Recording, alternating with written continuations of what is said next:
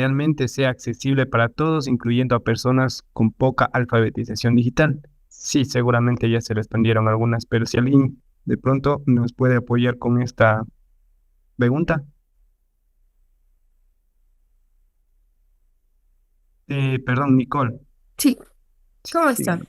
Ya, bueno, justo esta pregunta va de la mano de la investigación que yo estoy realizando en este momento, que estoy haciendo un análisis en el tema regulatorio de perdón, América Latina y el Caribe en temas de protección de datos, inteligencia artificial y ciberdelincuencia. Porque he visto varios puntos en común en relación, por ejemplo, vamos a enfocarnos en el tema de ciberdelincuencia, pero voy a hacer una pequeña antesala. Sabemos que uno de los parámetros internacionales que tomamos para el desarrollo, por ejemplo, de normativas en temas de derecho informático, ciberdelitos, etcétera, está basado en el marco que nos da la Unión Europea, porque efectivamente son quienes más han avanzado en este tema de derechos digitales, neuroderechos, ciberdelitos, entre otros. Sin embargo, estamos teniendo un problema. Estamos tratando de hacer un copiar y pegar de diferentes de las normativas, como hemos visto este último en el caso de Brasil, donde se estaba tratando de hacer una copia del AI Act para regular el tema de la inteligencia artificial.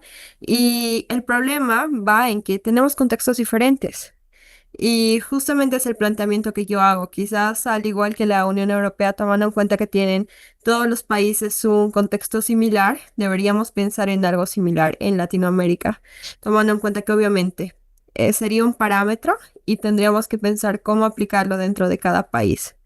Pero el segundo problema también va en relación al tema de la conectividad, que dentro de las entrevistas que estoy realizando y justamente hace 3 semanas aproximadamente, dos quizás, se llevó a cabo el Abre LATAM con datos, que es un evento latinoamericano sobre datos abiertos que se desarrolla en diferentes países de Latinoamérica y justo se llevó a cabo en Bolivia, la semana del 21 de julio, exactamente del 22 al 24 de julio.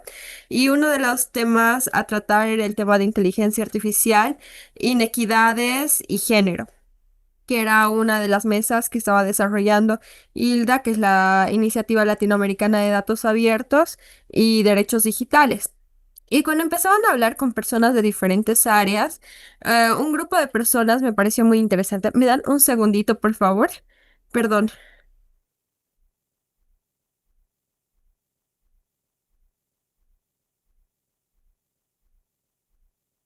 Mil disculpas. Eso es que estoy de visita en casa de mis papás y las gatitas. Ya. Lo que pasa es que en estas mesas de debate, en la tercera específicamente, habían cuatro, nos mencionaban el tema de que por qué están hablando de inteligencia artificial y su regulación en Latinoamérica, cuando nuestra principal brecha actualmente es de alfabetización digital y segundo de conectividad, tomando en cuenta según estudios de LACNIC, de ISOC, que en Latinoamérica tenemos una de las mayores brechas en temas de conectividad y más aún en el tema de género y conectividad o la conectividad en áreas rurales o lo que mencionaban anteriormente en relación al tema de, por ejemplo, las redes sociales o las plataformas limitadas al idioma.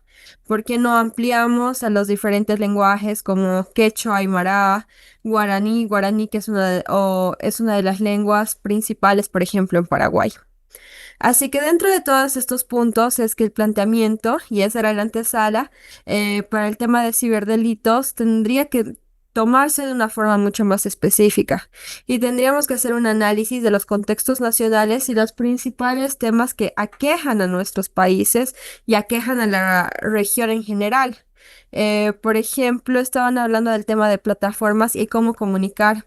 Y justamente dentro de el trabajo que realizo en la Fundación Internet Bolivia, que justo yo coordino el área de protección de datos, eso es lo que hemos tratado de ver, de qué formas alternativas podríamos comunicar. Y me parece interesante una de las iniciativas que han tomado, que era la de crear un cómic, en este caso, que se tuvo una segunda versión el año pasado que se llamaba Chamac Pacha, que hacía referencia a una realidad boliviana de aquí a muchos años, en los cuales, por ejemplo, mostraban cómo una persona vendía sus datos biométricos a cambio de vidas adicionales en un videojuego.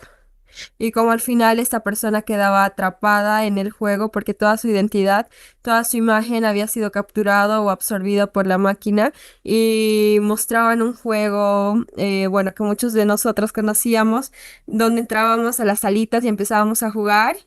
Bueno, en uno de esos juegos, como Tekken, digamos, en su momento, este personaje que era un humano queda atrapado tras haber intercambiado sus datos biométricos para llegar a este lugar. Y entre esto es que hemos visto que sí ha habido una aceptación y se entendía un poco más de qué ocurría, por ejemplo, con el tema que mencionaban de tener un reconocimiento del iris a cambio de criptomonedas, y aquí lo hacíamos como vida de un juego a cambio de tus datos biométricos faciales. Son diferentes puntos que vamos tratando de acomodar a las realidades, pero aún así, nivel ciudadanía hasta nos están entendiendo un poco más, pero tenemos otro problema que es el tema gobierno. Y si no tenemos una voluntad política, puede llegar a ser otro de los problemas. Bolivia, de la mano de Paraguay y Venezuela, son los únicos tres países en Latinoamérica que, por ejemplo, no cuentan con ley de protección de datos.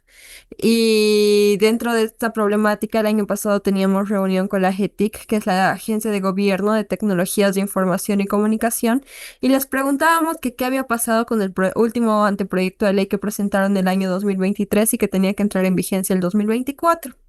Nos dijeron desde las oficinas de la GETIC conocemos que el tema de la protección de datos es una necesidad, pero no es una prioridad política. ¿Por qué? Porque justo este fin de semana, el 17 de agosto, son las elecciones presidenciales en Bolivia, por ejemplo. Pero las campañas se han empezado a hacer desde el año pasado. Y teníamos una mesa de debate el año pasado, en septiembre, con personas de diferentes organizaciones políticas para presentarles la necesidad de trabajar en temas de ciberdelitos, en temas de protección de datos, violencia en entornos digitales, inteligencia artificial. Pero nos decían, sí, sabemos que es importante, pero no es algo que va a llamar la atención de las personas para llamar a su voto, por ejemplo. Y como estamos en una época electoral, no es algo que vamos a ir planteando. Así que tenemos que ver igual cómo llegar a estos políticos y hacer estos temas un poco más atractivos para que ellos vayan a buscarlos, los promuevan, y también la ciudadanía desde diferentes grupos, como decía María, si yo digo que mi fotografía está en tal plataforma, no va a generar un gran impacto. Pero si ya va a ser un grupo de personas que están concientizados sobre esta temática, sí vamos a poder avanzar un poco más. Perfecto, Nicole. Sí, efectivamente, estos espacios son esenciales para estos tipos de higiene digital.